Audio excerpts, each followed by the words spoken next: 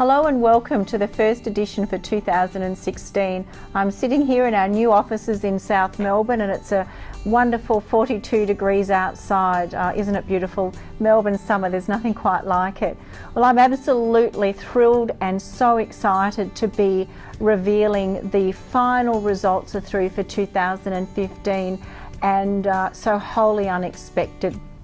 Who would have thought, with all of the hype in Sydney, that at the final closing of the market, Melbourne outperformed Sydney by 0.02%, but the Sydney market closed houses at 11.5% and Melbourne at 11.7%, which is wonderful because our predictions at Solid were between 11 and 12%, so there we were at 11.7, which is great.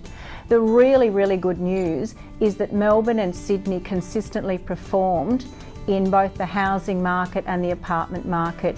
Here's the thing, Sydney was almost double the apartment performance than Melbourne was. Melbourne closed at 6.9%, which is exactly what it closed at last year. I think we closed at 6.8% last year for the donut for apartment growth, and this year it was 6.9%. Sydney closed at a colossal 11.3% for apartments. And as you know, for years I've been saying if you go to Sydney and drive from Sydney CBD to the airport, it's apartments after apartments after apartments the whole way. If you go past the airport and go out to Dolls Point, it's 3 kilometres of uninterrupted apartments. So Sydney have well understood apartment living for a long time, and it really gets down to the available amount of land between the harbour, the ocean, and of course the rivers that they have there for the amenity, the proximity. So getting back to the Australian market, Melbourne closed in at 11.7, Sydney at 11.5, Brisbane and the Gold Coast performed almost identically. The Gold Coast at 4.8% and Brisbane at 4.5%. The Darwin market unfortunately closed under, so too did the Perth market and the Adelaide market. All of them with negative growth, anywhere between -4 to -1% around the country. Hobart closing under as well. But here's the thing, if you actually look at the Hobart market, it had quite substantial growth 2 years ago. I see that more as a levelling off, a cooling off perhaps. The Perth market is very up and down, very climatic, very dependent on the mining boom, so that would be no surprise whatsoever. Darwin coming in at minus growth is no surprise because do you remember 2-3 years ago we were experiencing 15% growth in Darwin, once again a levelling off, and that was due to a huge demand. The apartment demand in Darwin has been very great for the last 5 years, so it's the old story that the demand comes, the development follows, of course they're settled and then the population settles down.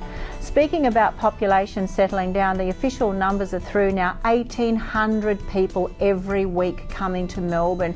220 are from Sydney, but the intake in Melbourne is great. And people say to me, what about the glut of apartments? Well, if you look at 1,800 people every week coming through and you divide that by 2, let's say there's 2 people per unit, which I think there's 2.2 is the average for Australian for a household. That's 900 residences every week we need to house people. So I always say to everyone, don't, by all means, read the media, but then do the numbers yourself and satisfy yourself where it really lands.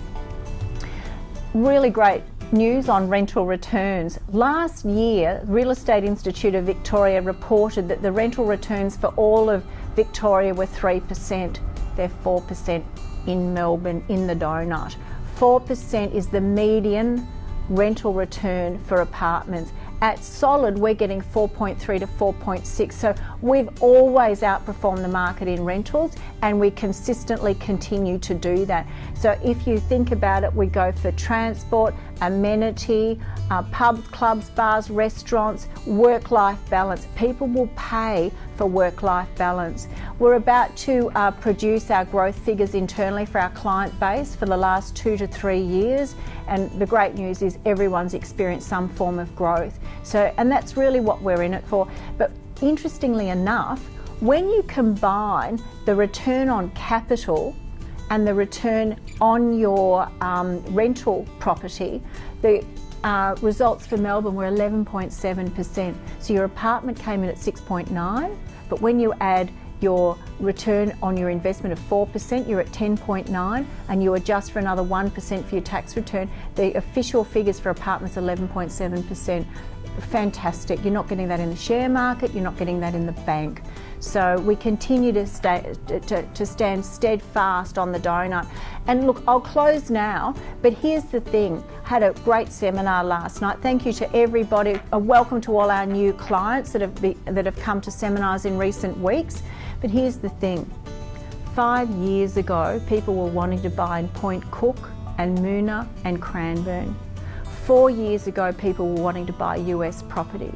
3 years ago, people were wanting to buy mining properties. So if you look consistently at where the fads come and go, if you flatline the constant, consistent performers, it is the donut. So I'll close on that happy note. I really wish you all a very, very happy 2016. I know that we're excited, we're busy, and we look forward to touching base with you this year. Thank you for listening.